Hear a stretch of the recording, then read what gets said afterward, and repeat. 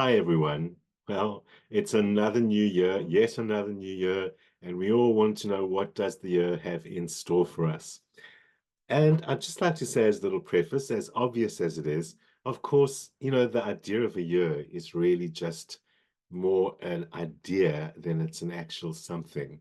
We call one rotation around the sun a year, and the reason really why we track that is because of seasons and planting, and our life needs to be organized, and so we create a calendar.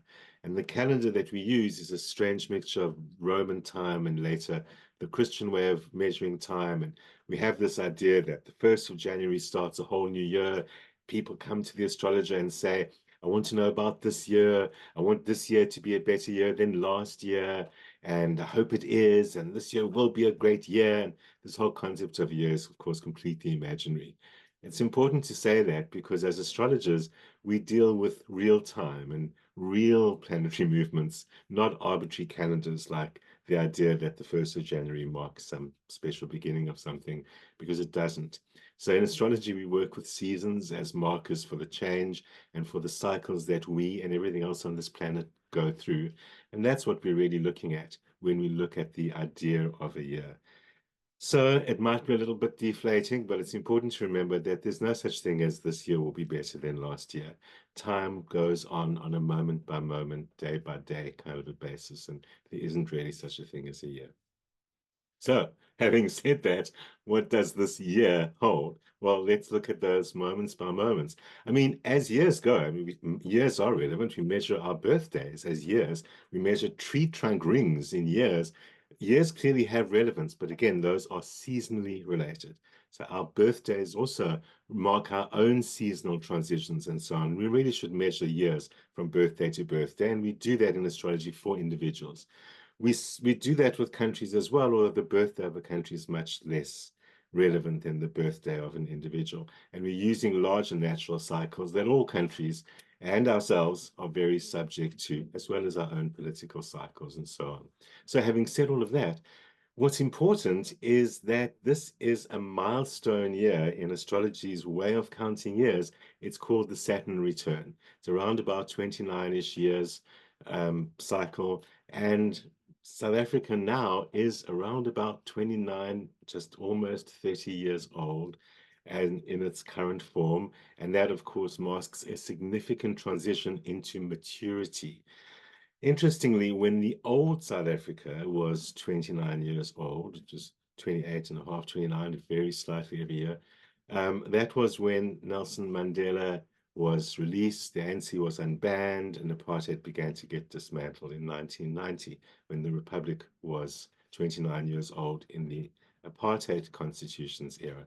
Now the current Republic is again 29 years old, and we expect major shifts and major changes, not of the scale that we saw the last time. It's not the only thing that matters in a country's cycle, but we certainly will see a kind of a readjustment. I want to call it a realignment, not a realignment in the political sense of the word, but just as in getting back to ourselves in some way. Some people call the Saturn return when the chickens come home to roost, and they certainly do. And so that's the kind of theme that we have, as at least to start, for the first part of 2024, the chickens coming home to roost. Things that have happened in the past, things that the government or others have done in the past, all taking form in 2024 in a way that kind of requires a bit of a reckoning of some kind. And that, in our particular case, this time round, is going to have a very strong impact on our image in the world. In fact, the chart shows that this year, especially in the first part of the year, this government is very focused on image and trying to adjust and reinforce South Africa's image in the world. Certainly, for example, a recent move going to the International Court over the situation in the Middle East. South Africa is trying to build and stand on its image, which really dates from 29 years ago, not so much today. And yet there is that old 29-year-old, 30-year-old image that's kind of being dusted off by the current government and reinforced. And we're going to see more of that. Even though Nelson Mandela is not such a popular topic anymore, we might even see more dusting off of those older histories to reinforce the image of the government, the ANC governing party, and the country itself in the world. That's going to be the focus at first, and that's probably even going to be the focus a lot of the ANC's election campaign. Image is a big thing. It's being strongly dented by Jacob Zuma's kind of rival campaign for a rival party and the threats about that. And so the ANC is going to be working very hard to control and create image and plug into the old South African image. The Rainbow Nation is now an old image in order to try and do that. But ironically, in plugging into that past, they are causing the chickens to come home to roost. And that can only really be a good thing, because that realignment is getting ourselves back to standing on our own feet, standing in our shoes, saying, this is who we are and this is what we're going to do. So that's also part of what we're going to see this year, a kind of a pulling together of presumably mostly non-governmental organizations, perhaps also opposition parties, in order to try and get the country back to its image as South Africa, not as a political image, and back to a functioning country. We've been besieged and beset by all sorts of problems. Many South Africans perceive everything as falling apart, not an inaccurate perception. And so this year we're going to see everyone pulling their weight one way or another to bring that back. And that's really good news. The best thing about South Africa's chart this year is that there is going to be this coming back together and standing in our shoes. It's not like a happy, yay, everything's fine.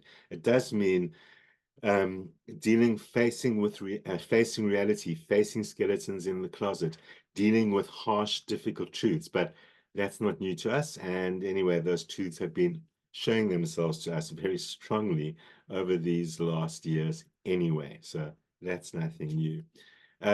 So a lot of this is mostly true after April, when the election is probably going to happen. It looks like the election is going to happen around about the 22nd of April, 23rd of April, somewhere around there. It can be 2 weeks later in May, and there's one other possible date in their chart that says early June.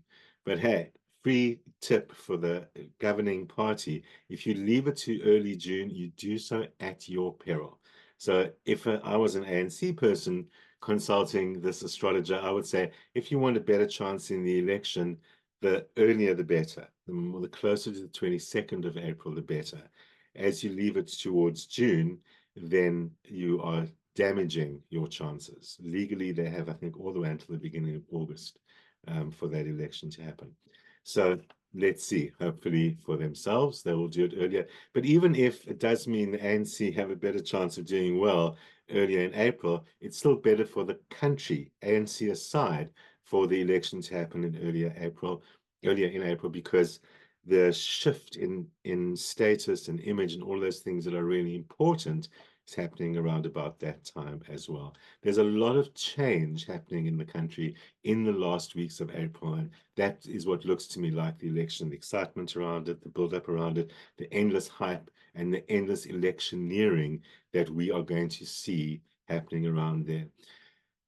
What is the result of that election? Well, you can't really say until you actually do have a date for the election. So, in this country, they don't have to reveal that date until 6 weeks before. But they could very well do so earlier. But the fact remains that to make an accurate prediction about elections, astrologers use election charts, and those are drawn for when the election happens, and we don't actually know that. But looking at, as we stand here in January, at the country and what's happening, it does look like there is a significant shift around this election. So loosely speaking, at first, what it looks like to me is that the ANC either just scraped through at 50 kind of point something percent, which I'm not sure is enough, or just fall below that 50% mark and enter into a coalition. And it looks like it's unexpected coalition, as in with someone unexpected. Well, with the ANC, that leaves absolutely everyone, because although we do all expect it to be the EFF, and probably it is, that counts as unexpected because they keep on saying we will never do that, and the EFF keep on saying they will never do that. But of course, they all will do that. because it suits themselves. And that's probably what's going to be happening after this election, that the ANC will rule by coalition. With the help of a coalition. But their image and their governance and their power has been strongly damaged. It's only going to take until later in the year for the opposition to realign themselves properly. In terms of that opposition coalition and any other opposition coalitions, that it looks like that kind of realignment is late in the year, when perhaps it's a response to how the government country has been going through the middle part of the year. So there's a lot of also realignment in politics over the course of this year. It's even possible that that threatens the presidency itself. So the other thing that shows possibly in this chart is very significant changes for the president, perhaps as early as the middle of the year, but it also looks like that could still be happening late in the year, even early next year. But it's beginning to look increasingly like Cyril Ramaphosa will not be the president of South Africa by 2025. More about that again once we do have an election date and we do know what's really going on politically in this country from that date. But as it stands at the moment, his path looks very tenuous and very broken this year. He's going to experience significant changes, which might even be a resignation, not just being booted out. The ANC are, as we know, they're fond of replacing their presidents. But that could happen, but it also could be him that's doing it, and he's actually resigning or making some other sudden big change. But there are big changes in Ramaphosa's life, middle of the year to late in the year, and that could certainly affect his role as president. Keep watching every month as I talk about astrology on this channel, and as we see unfolding dates and who's who in the zoo, we'll be able to see more clearly who the chart is referring to about what. People say to me, what will happen with the EFF, and what will happen with the DA, and what will happen with this party and that party? And again, we mostly need election dates to do that, but also the chart of the country doesn't really reflect all of that so well. A country's chart shows the governing party and the opposition, either the dominant opposition, the one we call official opposition in this country, or the opposition as a whole. But then it can't isolate out into individual parties, especially since we have so many of them competing in this country anyway. So we shall take it step by step as the months unfold. But right now, it's looking like a lot of changes you're hearing about. In summary, ANC will rule the country by coalition after the election. Coalition is not an expected coalition. Sooner or later, the president probably makes a significant enough change that he's not even the president anymore, and the opposition is realigning by the end of the country. We all need a break after that. Well, there's more to life than just politics, and of course, there is other stuff going on. Hey, it's an Olympics year. We are a great sporting nation, so hopefully that's going to provide something for us. Well, it does look like there is a new star that emerges, most likely a woman, but there is a new star probably emerging even before we get to the actual Olympics itself. We put a lot of hope and faith into that. It is looking quite good. The build up to the Olympics, the emergence of a new star, and hopefully the performance in the Olympics. The Olympics happening in July. It looks like we have got a star athlete of some kind, and she is going to hopefully bring home some gold for us. On the whole, especially in the later part of the year, it's not a good year for sport. So let's say first half of the year up and including the Olympics, going a little bit further in the first half, is great, and then it starts to decline. So don't get complacent, South Africa, if we do well in the Olympics. There's still a lot of stuff that we can concentrate on that isn't the Olympics as well. Nevertheless, that will be good for our image, and image is what we're trying to build in this year, although the world is very confused about us and very confused about who are we and where we stand. So it's not only the world's image that's important, but the point is that shows we are going through a shift of identity. We need to refigure out who we are, and the easy advice from the chart is we need to purge old baggage that we are carrying. It's time to address our baggage, to bring it out into the open, and to burn it away, to acknowledge and release. Pluto is very strong in our chart this year, and we need to help Pluto, let Pluto help us purge a lot of that old stuff that we are carrying, including stuff to do with this president and other indications, even from that friend Pluto, that the presidency as we know it might end a little bit sooner than we expect. As regards the electricity crisis, that does not look like it's getting any better at all. In fact, 2024, we're going to see more load shedding than we've seen in previous years. So the government basically continues to do nothing about that except major spin. And so we'll see more spin. But what's happening now is that there are serious financial challenges that not only affect anything about and everything about us, but also, of course, affect the management of the electricity crisis. We know the government's, Eskom has been burning through an enormous amount of money in diesel fuel. It's Eskom. But that might or might not still continue to happen. But the fact remains that there isn't really money much to fix the situation. The economic situation is not looking good in 2024, things gradually worsening. And it also looks like our foreign debt is going to increase to perhaps an unmanageable level. In fact, we might even see the government attempting to change policy or law regarding whatever they have with regards to that maximum debt. I think they have a 15% maximum, and they're probably going to hit that or want to go past that and have to adjust the laws to that. International borrowing is getting heavier, and the debt and debt repayment is getting more complicated, and it looks like South Africa is going to draw on new allies to try and sort that out. Maybe that's part of South Africa's intentions and trying to get BRICS to expand as well, is that we need more people to lend us money because, as we know, all the money's been stolen and eaten and mismanaged and misused. And in order for that to continue, we're going to need to get some money from somebody else. But that is making financial matters a lot more difficult and a lot more complicated in this country. That is something we need to watch out for. It's not going to be good for the exchange rate. It's not going to be good for our own personal economies as well. Basically, the treasury is seriously depleted.